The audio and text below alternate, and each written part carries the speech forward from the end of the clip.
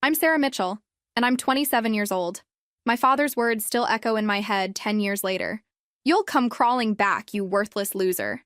My mother screamed from the porch, "Don't ever come back," as I stood there with two garbage bags containing everything I owned. The neighbors were watching from their windows, because apparently, my family's destruction of me needed an audience. I didn't cry.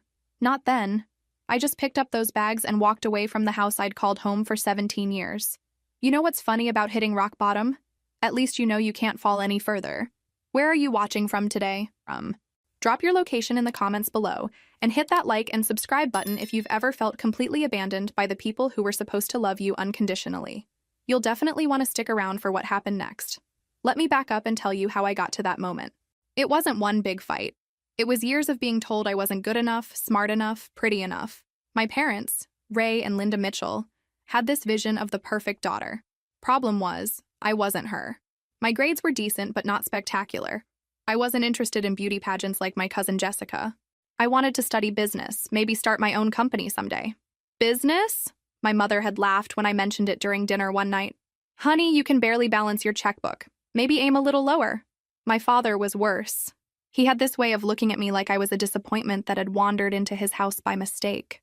When I told him about my college acceptance letter to state school, he shook his head. Another debt we can't afford for a degree you'll never use. Find yourself a nice boy to marry instead.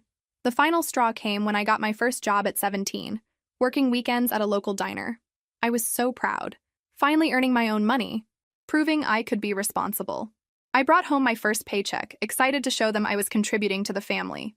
About time you started pulling your weight, my father said, taking the check from my hands. This'll help with the electric bill. I stared at him. But that's my money, I need it for college savings. His face darkened.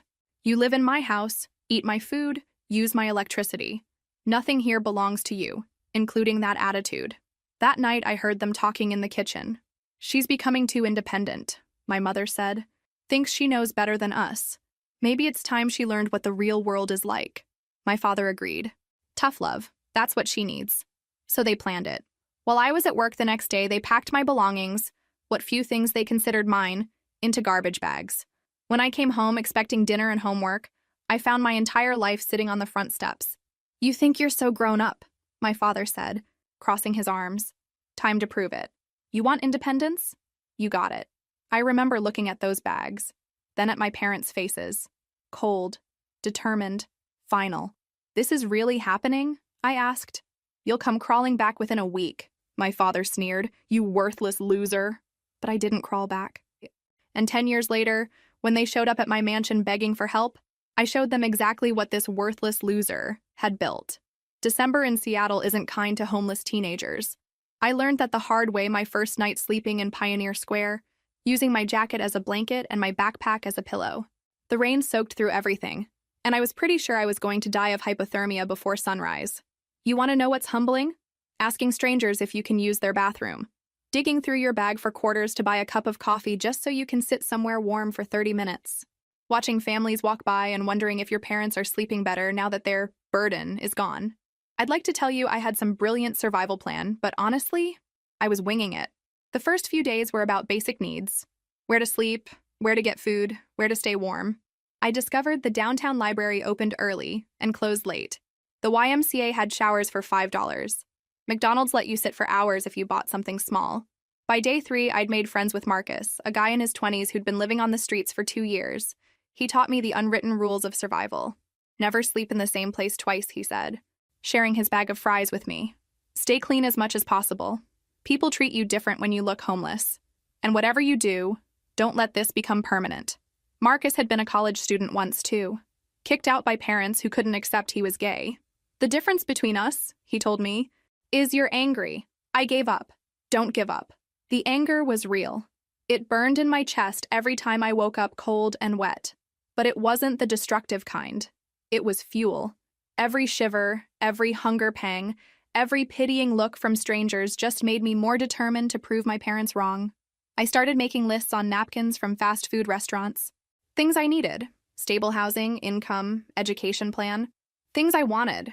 To build something they could never take away from me. To never depend on anyone else's approval again. To show them what they'd thrown away. The local community center had job boards and a computer I could use for an hour a day. I applied to everything: retail, food service, cleaning crews. Most places wouldn't hire someone with no fixed address, but I didn't give up. I figured out which businesses had high turnover and needed bodies more than references. My first break came from an unexpected place. There was this older woman, Helen, who managed a small cafe downtown. I'd been going there for 3 days, buying the cheapest thing on the menu and making it last as long as possible while I used their free Wi-Fi to job hunt. On the third day, she sat down across from me. "You're not like the others," she said simply. "You're here with purpose." I looked up from the laptop screen, surprised. "I'm sorry?" "The other homeless kids who come through here. They're just trying to get through the day. You're planning something." "What is it?" Something about her directness made me tell the truth. I explained about being kicked out, about needing work, about my college plans that seemed impossible now. Helen listened without judgment. When I finished, she nodded. "I need someone for early morning prep work. 5 a.m. to noon, $8 an hour, paid daily. You interested?" I nearly cried. "Yes, absolutely yes."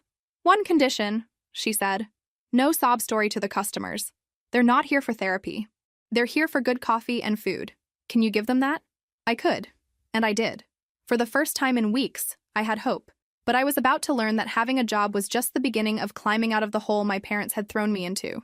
Working at Helen's Cafe changed everything, but not in the ways you might expect. Yes, I had income, basic, but steady. The real education came from watching the customers. This wasn't some Starbucks chain. This was where downtown Seattle's business crowd grabbed their morning fuel before heading to office towers. I paid attention. I listened to phone conversations about deals and investments. I watched how people dressed, how they carried themselves, how they spoke. These people had something I wanted: confidence that came from financial security. They didn't worry about where they'd sleep or when they'd eat next. Helen noticed me studying the customers. "Learning the natives' habits?" she asked one morning while we prepped sandwiches. "Something like that," I admitted. "I want to understand how their world works." She smiled. "Smart girl. Most people serve the wealthy without really seeing them. You're figuring out how to become them. Have you ever worked a job where you felt invisible? Where people talked around you like you weren't even there? Drop a comment and let me know. I bet more of you understand this than you might admit." The customers gradually noticed me too. Not because I pushed myself on them, but because I was reliable, efficient, and I remembered their orders. Mr. Patterson, who came in every Tuesday for a double-shot cortado, started making small talk. Mrs. Chen always requested extra foam on her cappuccino and appreciated that I never forgot. After 3 months, something interesting happened. Mr. Patterson was complaining to his business partner about finding reliable people for his cleaning company. "Good help is impossible to find," he said. "Everyone wants easy money. Nobody wants to actually work." I was wiping down the espresso machine, apparently invisible, when I spoke up. "Excuse me, Mr. Patterson. Are you hiring?" He looked surprised that I'd been listening. "For cleaning crews? It's hard work, kid. Early mornings, late nights. I'm already working early mornings here." I could do both. His partner looked skeptical. "You think you can handle 2 jobs?" Here's where living on the streets had taught me something valuable: endurance. "Sir, I've been working here for 3 months while living in shelters and still maintaining a positive attitude with customers. If I can do that, I can handle cleaning offices." Mr. Patterson studied me for a moment. "You've got grit. I'll give you that. Tell you what, I'll give you a trial run. $10 an hour, 4 nights a week, cleaning downtown office buildings. You mess up once, you're done. Deal?" "Deal." That handshake changed my trajectory. Within a week, I was working 7 days a week. Cafe mornings, cleaning offices evenings. I was exhausted, but finally making real money. More importantly, I was inside those business offices after hours, seeing how successful people organized their work, what books they read, what strategies they discussed. I started a notebook, not just tracking my earnings and expenses, but writing down business concepts I overheard: investment terminology, marketing strategies, management techniques. I was getting a graduate-level education just by paying attention. The cleaning crew supervisor, Rosa, was a woman in her 50s who'd been doing this work for 20 years. She took me under her wing and shared something that stuck with me. People think cleaning is beneath them, but we see everything: their mistakes, their successes, their private moments. "Smart girl like you can learn more about business cleaning these offices than most kids learn in college." She was right. I learned that successful people worked longer hours than I'd expected. They made more mistakes than they admitted publicly. They worried about money even when they had plenty of it. But most importantly, they never stopped learning or looking for the next opportunity. By month 6, I'd saved enough for a security deposit on a tiny studio apartment. The first time I turned the key in my own door, I sat on the floor in that empty room and made myself a promise. I would never again let someone else control whether I had a roof over my head. But having an apartment was just the next step. I was about to meet someone who would show me that working hard was only half the equation. Working smart was the other half. The office building where I cleaned floors belonged to Richardson and Associates, a financial consulting firm. Every night, I'd empty their trash cans and dust their desks, and every night, one light would still be on in the corner office. The nameplate read, James Richardson, CFA. Mr. Richardson was usually there until midnight, reviewing documents and making phone calls. At first, he barely noticed me. I was just part of the invisible cleaning crew. But after a few weeks, he started acknowledging me with a nod. Then came the polite, good evening, as I emptied his wastebasket. One night, I was cleaning around his desk when I noticed he'd thrown away a stack of financial reports that were only printed on one side. The paper was still perfectly good for my notes. "Excuse me, sir," I said. "Would it be okay if I took some of this discarded paper? For personal use?" He looked up from his computer, curious. "Sure, but what do you need it for?" I hesitated, then decided honesty was the best approach. "I keep notes about things I'm learning." "About business." His eyebrows raised. "You're studying business?" "Informally. I listen while I work, read articles online when I can. Trying to educate myself." Mr. Richardson leaned back in his chair, studying me with new interest. "What kind of things are you learning?" I could have given him some generic answer, but something told me this was an important moment. I've been trying to understand why some people build wealth while others just work hard but stay poor. From what I can tell, it has something to do with making your money work for you instead of just trading time for dollars. He smiled, not condescendingly, but with genuine approval. "That's a sophisticated observation. Most adults haven't figured that out. How old are you?" 18. "And you're working 2 jobs to support yourself?" I nodded, not mentioning the part about being homeless 6 months earlier. No need for the sob story, as Helen had taught me. "Tell you what," Mr. Richardson said. "I've got about 30 minutes of filing that needs to be done. My assistant is swamped, and I hate paperwork. Would you be interested in earning some extra money organizing these reports? $20 for the hour?" It was a test, and we both knew it. I accepted. I spent the next hour organizing his quarterly reports by date and category, creating a simple filing system that made sense. While I worked, he explained what the reports measured: profit margins, market trends, client portfolio performance. I asked questions. Good questions, apparently, because when I finished, he made an offer that would change everything. "Sarah, that is your name, right? I'm going to make you a proposition.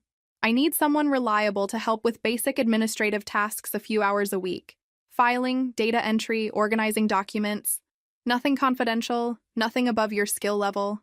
But in exchange for your work, I'll teach you about finance and investing. Real knowledge, not just theory." I stared at him. "Why would you do that?" "Because in 30 years of business, I've learned that the rarest commodity isn't money or connections. It's someone who truly wants to learn and is willing to work for it. Most people want shortcuts. You want understanding." That arrangement became my MBA program.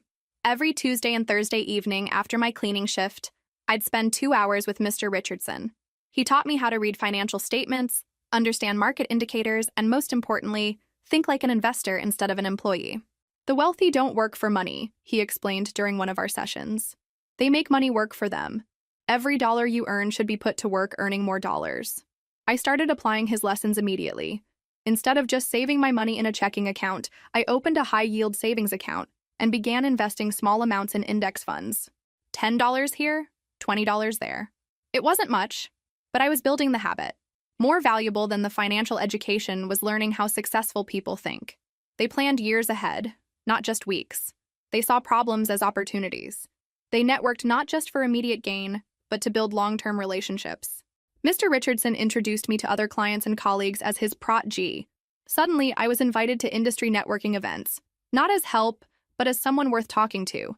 The confidence that came from being treated as an equal was transformative. But the most important lesson came 6 months into our arrangement, when Mr. Richardson told me something that would become my guiding principle. "Sarah, you have a choice.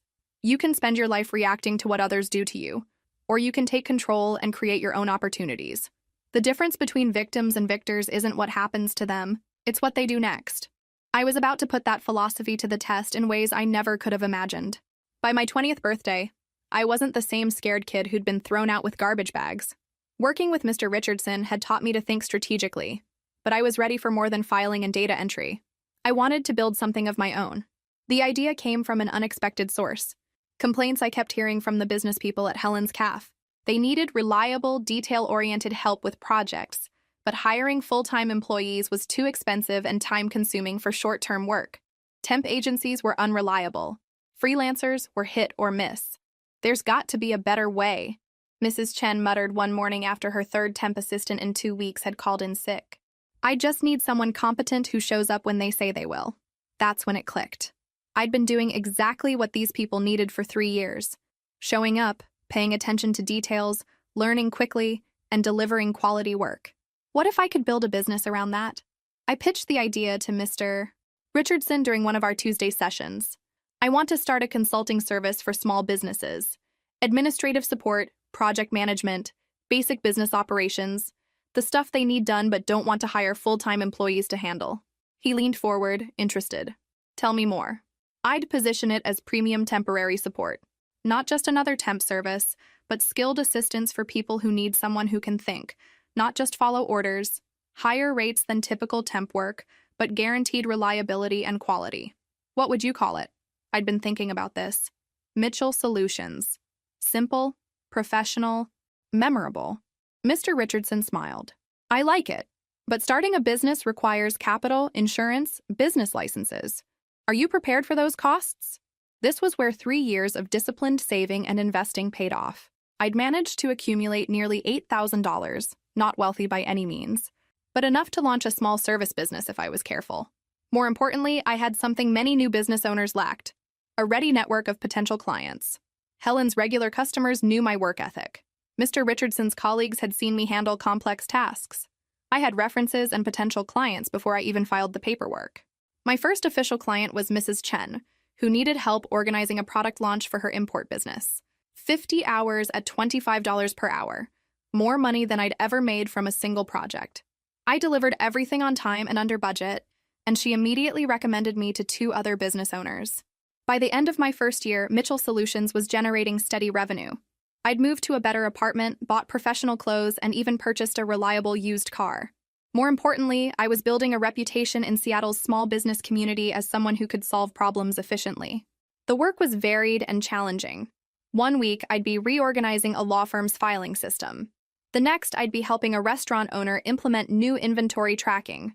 Each project taught me something new about different industries and business models. But the real breakthrough came during year 2, when I landed a contract with a mid-sized marketing firm that was expanding rapidly. They needed someone to standardize their operational procedures and train new employees on their systems. We've been growing so fast, everything's chaos, the owner, David Sterling, explained. We need someone who can come in, figure out what we're doing wrong, and create systems that actually work. It was exactly the kind of complex, high-value problem I'd been preparing for. I spent 3 months analyzing their operations, identifying inefficiencies, and designing new workflows. The project fee was $15,000. More than I'd made in my first 6 months combined. More importantly, David Sterling was impressed enough to recommend me to other growing businesses in his network.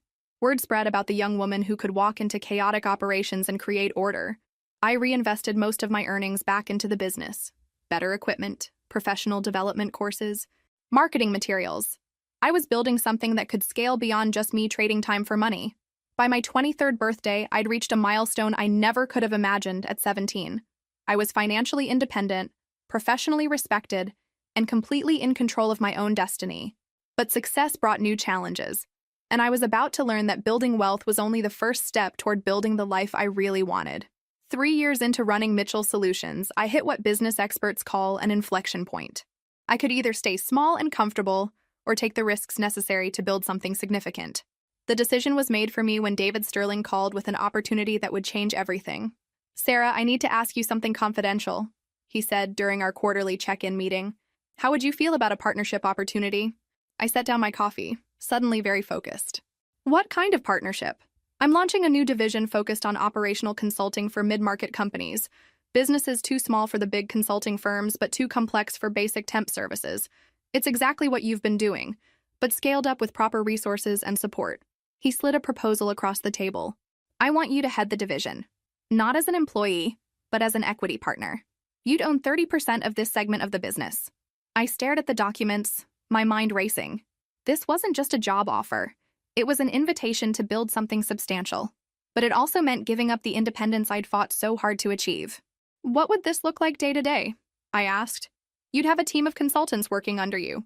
Real office space, admin support, marketing budget. We'd target companies with 50 to 500 employees who need operational improvements but can't afford McKinsey's fees. The numbers were compelling. The potential client base was huge.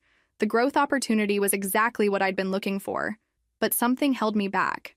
David, I need to ask you something directly. Is this offer because you think I'm good at what I do? Or because you think having a young female partner would be good for marketing? He didn't look offended by the question, which was a good sign. Sarah, in the 3 years I've known you, I've watched you solve problems that stumped people with MBAs from Harvard. You see patterns others miss. You communicate complex ideas simply, and clients trust you completely. This offer is about talent, not demographics. I took the proposal home and spent 2 days analyzing it from every angle. Mr. Richardson, who'd become both mentor and friend, helped me evaluate the terms. The equity structure was fair. The growth projections were realistic. Most importantly, I'd maintained significant autonomy over my division's operations. The deciding factor came from an unexpected source. A conversation with Helen at the cafe where everything had started. I'd been stopping by regularly, partly out of loyalty and partly because her perspective on business was always practical and grounded. You know what I've learned in 40 years of running this place, she said while wiping down the counter. There's a difference between playing it safe and being smart about risk. Playing it safe keeps you where you are. Being smart about risk moves you forward. She looked at me directly. That scared kid who needed a job 5 years ago? She played it safe and worked hard. But the successful businesswoman you've become? She needs to take calculated risks to keep growing. I signed the partnership agreement the next week. Sterling Mitchell Consulting, yes, my name was literally on the building now, launched 6 months later with 3 employees and office space in downtown Seattle's financial district. Our first major client was a growing tech company that needed help scaling their operations as they expanded from a startup to a legitimate business. Within the first year, we generated over $200,000 in revenue and had a waiting list of potential clients. I'd gone from cleaning offices to owning one, from being invisible to having my expertise sought after by companies across the Pacific Northwest. The transformation was remarkable, but it came with a price I hadn't anticipated. Success made me visible in ways that attracted attention, including attention from people I'd hoped never to see again. One evening, as I was reviewing quarterly reports in my corner office, my assistant buzzed me. Sarah, there's someone here who says he knows you personally. Claims to be your father? My blood went cold. After 7 years of silence, Ray Mitchell had found me. What do you think happened when I came face to face with the man who'd called me a worthless loser? Share your predictions in the comments below, and don't forget to like and subscribe if you're enjoying this journey from rock bottom to the top. The confrontation that followed would test everything I'd learned about standing up for myself. Ray Mitchell stood in my office lobby looking exactly as I remembered. Gray hair, work-worn hands, and that expression of barely contained irritation that had dominated my childhood. The expensive suit couldn't hide what he was. A man who'd spent 7 years believing his daughter would fail without him. Hello, Sarah, he said, like we'd seen each other last week instead of when he threw me out with garbage bags. I kept my voice professional. Mr. Mitchell, what brings you here?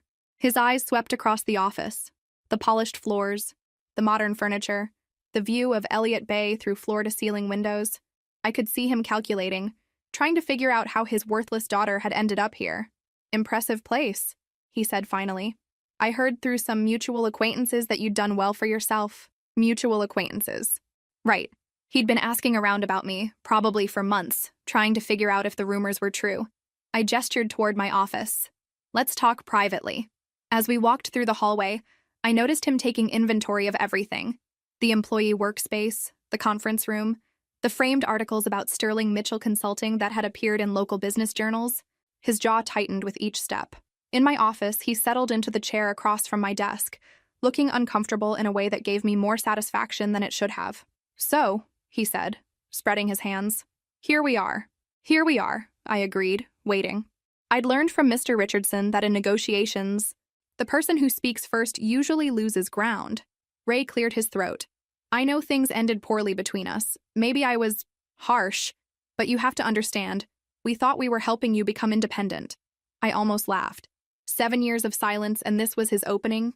By calling me worthless and putting my belongings in garbage bags? We were frustrated. You were so stubborn, so determined to waste money on college when you could have learned a trade, found a good man to settle down with. Like Mom did?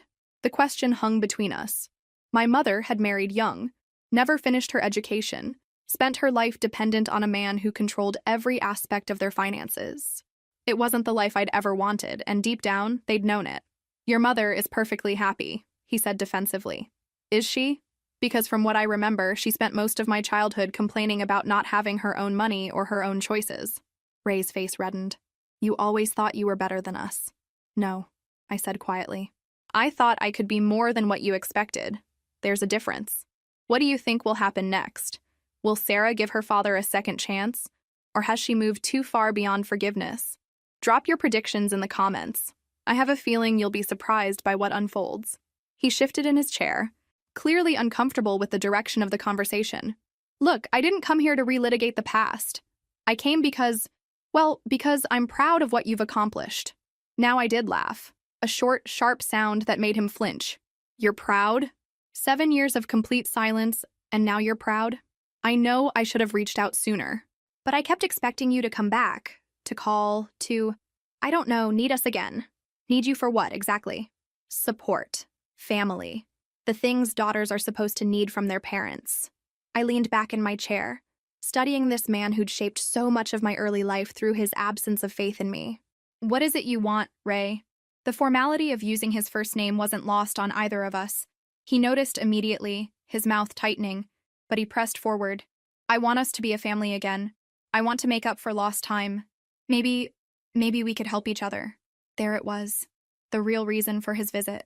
Help each other how? He looked around my office again, and I could practically see the calculations running through his head. Well, you've clearly learned about business. And your mother and I, we're not getting any younger. Maybe there are opportunities for us to work together. Work together, I repeated flatly. You know, family business. Combining our experience with your success. We could expand what you're doing, bring in the kind of wisdom that only comes with age. I stared at him for a long moment, remembering that 17-year-old girl standing on the porch with everything she owned in 2 garbage bags. Remembering the nights sleeping in Pioneer Square. Remembering the determination that had driven me through every obstacle since then. Tell me something, Ray. In all these years, did you ever wonder if maybe you were wrong about me? He shifted uncomfortably. Wrong about what? Wrong about calling me worthless. Wrong about saying I'd come crawling back. Wrong about thinking I couldn't make it on my own. Sarah, you're being dramatic. We were trying to motivate you. By destroying my self-confidence and throwing me away like garbage? We never threw you away. We knew you'd figure it out eventually. The casual dismissal of what he'd put me through, the complete lack of accountability, crystallized everything I needed to know about whether this man had actually changed. Some people grow. Others just get older. Let me tell you what actually happened, I said, standing up and walking to the window.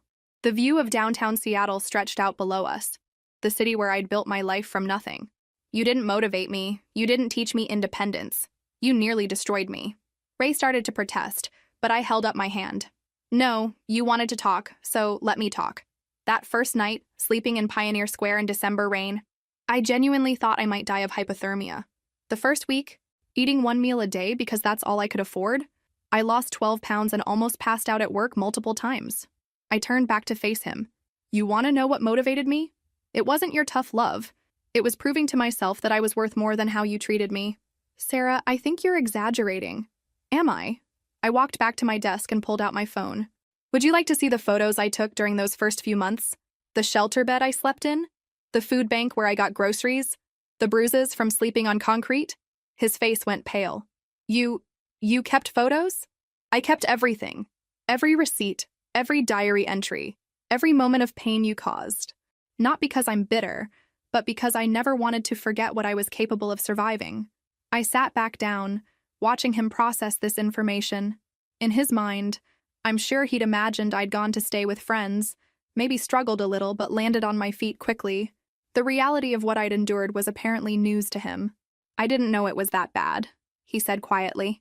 You didn't want to know, because if you'd acknowledged how bad it was, you would have had to admit that what you did was cruel, not helpful. Ray sat in silence for several minutes, staring at his hands. When he looked up, there was something different in his expression.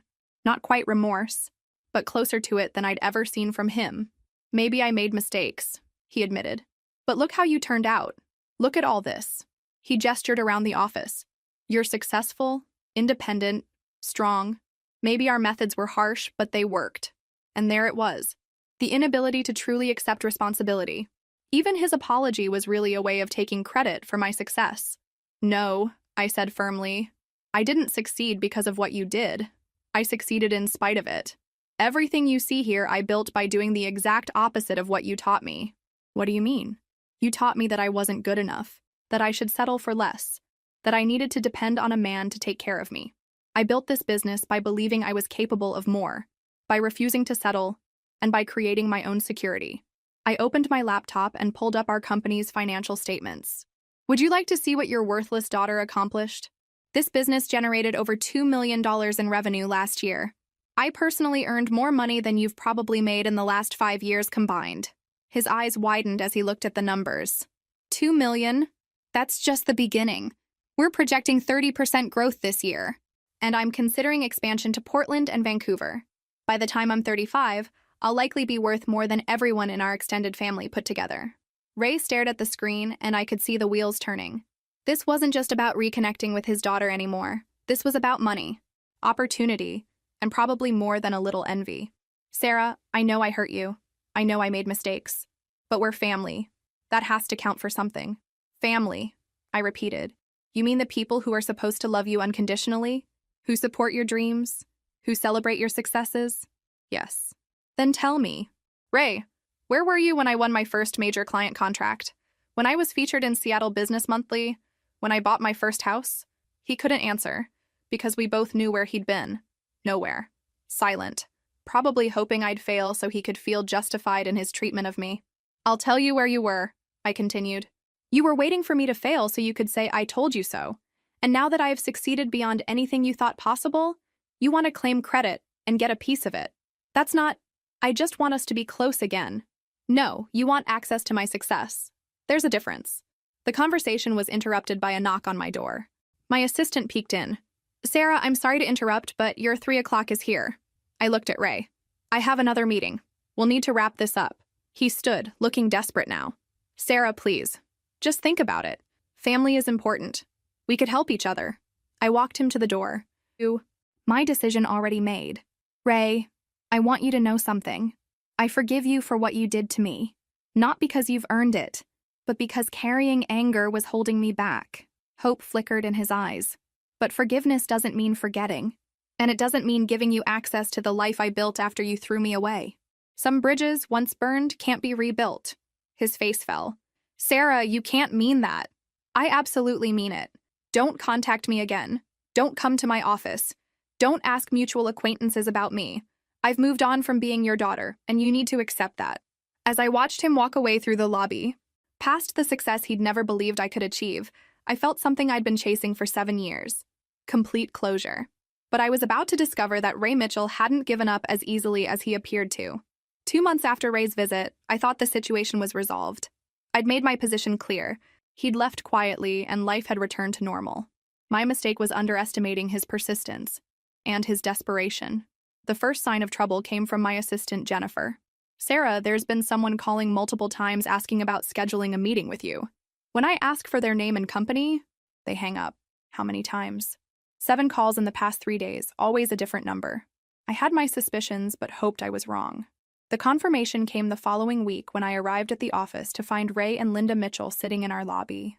My mother looked older than I remembered, grayer and more worn down, but her expression was the same mixture of disappointment and barely concealed resentment I recalled from childhood. We need to talk, Ray said as soon as he saw me. Jennifer looked apologetic. They said they were family and that it was urgent. I wasn't sure. It's fine. Jennifer, please hold my calls. I led them to the conference room, choosing neutral territory instead of my personal office. Linda spoke first, her voice carrying that familiar tone of martyred suffering. Sarah, your father told me about your conversation. I think there's been a misunderstanding. What kind of misunderstanding? About what happened when you were younger. About our intentions. I sat down across from them, noting how they'd positioned themselves as a united front. My intentions were never unclear. You threw me out with garbage bags and called me worthless. Linda's face pinched. We were trying to teach you responsibility.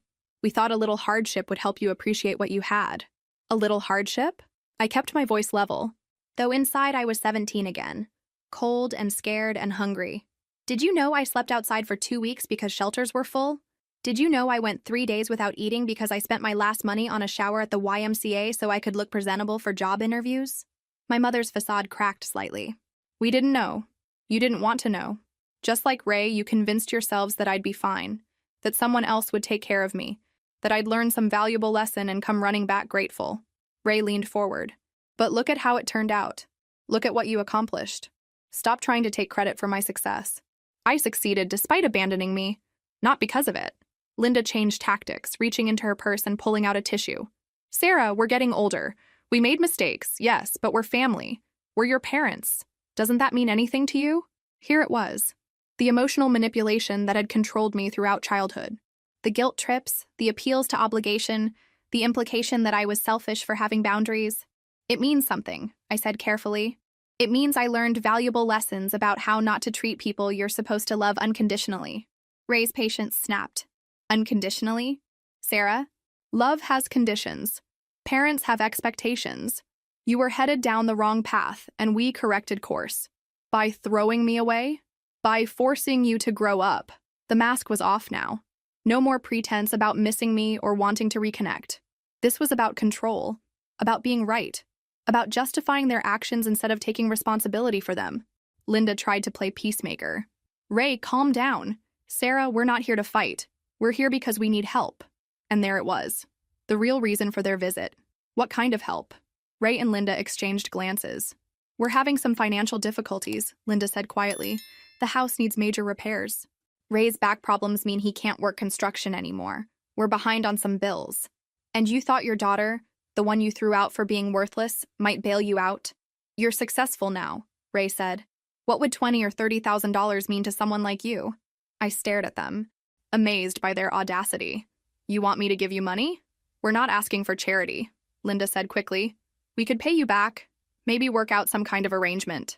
What kind of arrangement? Ray perked up, sensing an opening. Well, like I mentioned before, we could bring our experience to your business. Help you expand. Family businesses are more successful because there's built-in trust and loyalty. I almost laughed at the irony. Built-in trust and loyalty?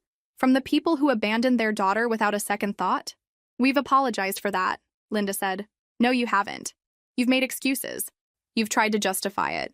You've attempted to take credit for my success. But you've never actually acknowledged that what you did was wrong and apologized without conditions. The room fell silent. This was their opportunity to actually take accountability, to offer a genuine apology that might form the basis for some kind of limited relationship moving forward. Ray broke the silence. Fine. I'm sorry we kicked you out. I'm sorry it was harder than we expected. Are you happy now? Will you help us? Even his apology was resentful, transactional. He was sorry it hadn't worked out the way he'd planned, not sorry for the cruelty of his actions. I stood up. This meeting is over. Sarah, wait, Linda pleaded. We're desperate. If you don't help us, we might lose the house. The same house you threw me out of? Please, we're family. I looked at these two people who'd given me life but never really loved me unconditionally, who'd shaped my character through their absence of support rather than their presence, who were now asking me to save them from consequences they'd created. You're absolutely right, I said. We are family. And I'm going to treat you exactly the way family treated me when I was desperate and needed help. The look of hope that crossed their faces was almost painful to watch. They thought they'd finally broken through. That family obligation would override everything they'd put me through. They'd miscalculated badly. I'm going to give you exactly what you gave me, I continued. Nothing. Ray's face darkened. Sarah, that's cold. Even for you. Cold? I learned from the best. I walked to the conference room door. Jennifer, please escort my visitors out. Linda started crying. Not genuine tears of remorse, but the manipulative tears I remembered from childhood when she didn't get her way. Sarah, please. You don't understand what we're going through. I understand perfectly. You're experiencing consequences. It's a new feeling for you, but not for me. Ray stood up, his fists clenched. You ungrateful little... Careful, I warned. my voice deadly calm. You're in my building now, surrounded by my employees and security cameras. Choose your words very carefully. He caught himself, but the mask had slipped completely. The loving father act was gone, replaced by the angry, controlling man who dominated my childhood. Jennifer appeared in the doorway with building security. Everything okay, Sarah? Yes. Mr. and Mrs. Mitchell were just leaving, permanently. As security escorted them toward the elevators, Linda called back, "You'll regret this, Sarah. Family is all you have in the end." I watched the elevator doors close, then returned to my office and did something I rarely allowed myself during business hours. I poured a glass of the expensive whiskey I kept for client celebrations and sat quietly processing what had just happened. 7 years. 7 years of building a life, of healing from their rejection, of proving my worth to myself and the world. And they'd waltzed back in expecting immediate access to the success they'd never believed I could achieve. But I was about to learn that Ray and Linda Mitchell had one more play to make. The call came from my attorney, Marcus Webb, 2 weeks later. "Sarah, I need to see you immediately. We have a problem." An hour later, I was sitting in his downtown office staring at documents I couldn't quite believe were real. "They're suing you?" I asked, reading the complaint for the third time. "For elder abuse, emotional distress, and alienation of affection," Marcus confirmed. "They're claiming that you've deliberately isolated them from their daughter and are causing them mental anguish by refusing to provide support they're entitled to as your parents." I set the papers down. Can they do this? Anyone can file a lawsuit. The question is whether they can win. Their claim is weak legally. Parents don't have a right to financial support from successful adult children, especially when they voluntarily severed the relationship. Then why are you concerned? Marcus leaned forward. Because they're not trying to win in court. They're trying to win in the court of public opinion. Look at this. He handed me a local newspaper with the headline, "Successful Businesswoman Abandons Elderly Parents." The article painted a picture of Ray and Linda as loving parents who'd made mistakes, but now faced poverty while their wealthy daughter lived in luxury, refusing to help. They've given interviews to 3 local news stations. Marcus continued. The story is framing you as the villain, the cold, successful daughter who turned her back on family. I felt sick. This could destroy my business. My clients don't want to work with someone who appears to abandon family members in need. Exactly. It's a carefully orchestrated campaign designed to pressure you into settling, which means giving them money to make the story go away. How much are they asking for? $500,000. I stared at him. $500,000? Plus a public statement about reconciliation and your commitment to supporting them going forward. Essentially, they want you to bankroll their retirement in exchange for calling off the media campaign. This was extortion, pure and simple. But it was sophisticated extortion that played on every cultural narrative about family obligation and filial duty. What are our options? We fight it, but that means months of litigation, continued negative press, and significant legal costs even when we win. Or I pay them to go away. It's not ideal, but it might be the most practical solution. I sat in silence, remembering that 17-year-old girl with garbage bags on the front porch. She'd been powerless, alone, with no resources to fight back. But I wasn't that girl anymore. Marcus, how long would it take you to prepare a comprehensive response to their claims? What kind of response? The kind that destroys their credibility completely and turns this story around. He looked intrigued. What did you have in mind? They want to play in the court of public opinion? Fine. But they chose the wrong opponent. I was about to show Ray and Linda Mitchell what their worthless daughter had really learned in the years since they'd thrown her away. And the lesson was going to cost them everything. While Ray and Linda Mitchell were giving tearful interviews about their heartless daughter, I was doing something they'd never taught me, fighting back strategically instead of emotionally. We're going nuclear, I told Marcus as we planned our response. But we're doing it smart. First, I hired the best crisis management firm in Seattle. Not to apologize or explain, but to tell the complete truth in a way that couldn't be ignored or dismissed. Within 48 hours, every major media outlet in the city had received a comprehensive package. Documentation of my homelessness following their abandonment. Photos I'd taken during those first desperate months. Financial records showing that I'd built my success without any family support, and testimonials from people who'd witnessed my journey from the streets to success. But the real nuclear option was something I'd been saving for 7 years. The recording. On that last night before they threw me out, when they were discussing their plan in the kitchen, I'd been recording on my phone. Not intentionally, I'd been making voice notes for a school project and forgot to turn it off. But captured on that recording was their actual conversation about throwing me out. She needs to learn that actions have consequences. My father's voice was clear on the recording. Maybe a few nights in the cold will teach her to respect what she has here. What if something happens to her? My mother had asked. She'll figure it out. And if she doesn't, well, maybe that tells us something about her character. My mother's response was the most damning. I just hope she doesn't try to come crawling back too quickly. She needs to really suffer first. I'd held onto this recording for 7 years, not out of spite, but as insurance. I'd hoped I'd never need to use it. The local investigative reporter who'd been most sympathetic to my parents' story was the first to hear it. Within hours, it was playing on every news station in the city. The narrative shifted overnight. Heartless parents planned daughter's homelessness ran as the lead story on the evening news. The reporter who'd originally portrayed me as cold and calculating now led a segment called Surviving Family Betrayal, one woman's journey from the streets to success. But I wasn't done. The crisis management team had uncovered something interesting about Ray and Linda's finances. They weren't behind on bills because of unexpected hardships. Ray had spent the last 5 years gambling away their savings at local casinos, and Linda had run up massive credit card debt shopping and trying to maintain appearances. The house they claimed to be losing? They'd already refinanced it twice to cover gambling losses and discretionary spending. They weren't victims of circumstance. They were victims of their own poor choices. More importantly, we discovered that they'd been monitoring my success for years. Social media searches, business record lookups, even hiring a private investigator to compile a report on my assets. This wasn't spontaneous desperation. This was calculated extortion. The final blow came from an unexpected source. Helen, the cafe owner who'd given me my first job, had been following the story. She called me personally. Sarah, I've been watching this circus and I have something you need to see. 3 years earlier, Ray Mitchell had come into her cafe asking questions about me. He'd pretended to be a concerned father trying to reconnect with his estranged daughter. Helen, being protective of my privacy, had refused to give him information. But she'd had security cameras running, and Ray had been recorded talking to his companion, Linda, about their plan to approach me once they'd gathered enough information about my finances.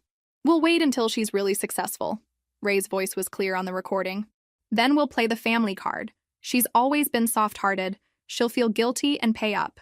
The media had a field day with this revelation. The narrative wasn't just about parents who'd abandoned their daughter anymore. It was about calculated predators who deliberately planned to exploit their own child's success. Ray and Linda's lawyer advised them to drop the lawsuit immediately. But the damage to their reputation was complete. Ray was banned from the local casinos where he'd been a regular. Linda's social circle, learning about the planned extortion of their own daughter, ostracized them completely. The story went national. CNN ran a segment on family extortion, using their case as the primary example. I received thousands of supportive messages from people who'd experienced similar family betrayals. More importantly, my business grew exponentially. Clients were impressed not just by my professional success, but by how I'd handled personal crisis with integrity and strategic thinking. Sterling Mitchell Consulting expanded to 3 cities and doubled our revenue within 6 months. But the real victory came in a phone call I received 3 months later. Ray Mitchell called my office one last time, not to apologize or ask for money, but to blame me for the consequences he was facing. "You destroyed us," he said, his voice thick with rage. "We're your parents. We gave you life." I listened calmly to his rant, then delivered the line I'd been waiting 7 years to say. "Ray, do you remember what you told me when you threw me out? You said I'd come crawling back, that I was worthless, that I'd never amount to anything. Sarah, you were wrong about all of it. I didn't come crawling back. I built something you could never have imagined. And the only worthless people in this story are the ones who threw away their daughter and then tried to cash in on her success." I paused, savoring the moment. "I want you to know something. Every day for the rest of your life, when you wake up facing the consequences of your choices, I want you to remember that your worthless daughter is living the life you never believed she could achieve, and you'll never be part of it." I hung up and blocked their number permanently. 5 years have passed since that final conversation with Ray Mitchell. I'm 32 now, and Sterling Mitchell Consulting has become one of the most respected business consulting firms in the Pacific Northwest. We employ 43 people, have offices in 4 cities, and last year we crossed the $10 million revenue mark. But the real measure of success isn't in the numbers. It's in the life I've built completely on my own terms. I'm engaged to David Chen, a fellow entrepreneur who runs a sustainable technology company. We met at a business conference, not through family connections or social obligations, but because we were both speakers sharing expertise we'd earned through our own efforts. He knows my story and respects the boundaries I've established with my biological family. The house I bought last year has a view of Puget Sound and enough space for the family David and I plan to start together. It's nothing like the modest house I grew up in. This one was chosen and purchased by someone who never has to worry about being thrown out. I've stayed in touch with the people who supported me during the hardest times. Helen still runs her cafe, though she's hired managers and works fewer hours now. She was the first person I called when David proposed, and she'll be walking me down the aisle since my biological father forfeited that privilege years ago. Mr. Richardson, now in his 70s, serves on Sterling Mitchell's advisory board. He often tells clients about the young woman who started as his filing assistant and built a multi-million-dollar company. The difference between Sarah and most entrepreneurs, he says, is that she learned early that success isn't given. It's earned through surviving what should have broken you. Marcus, my attorney, has become a close friend and trusted advisor. We've worked together on 3 more family extortion cases over the years, helping other successful people defend themselves against relatives who saw their achievements as opportunities for exploitation.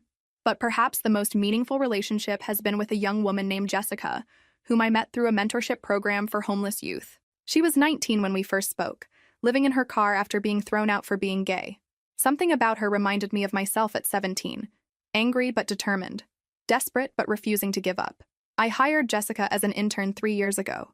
Last month, I promoted her to project manager.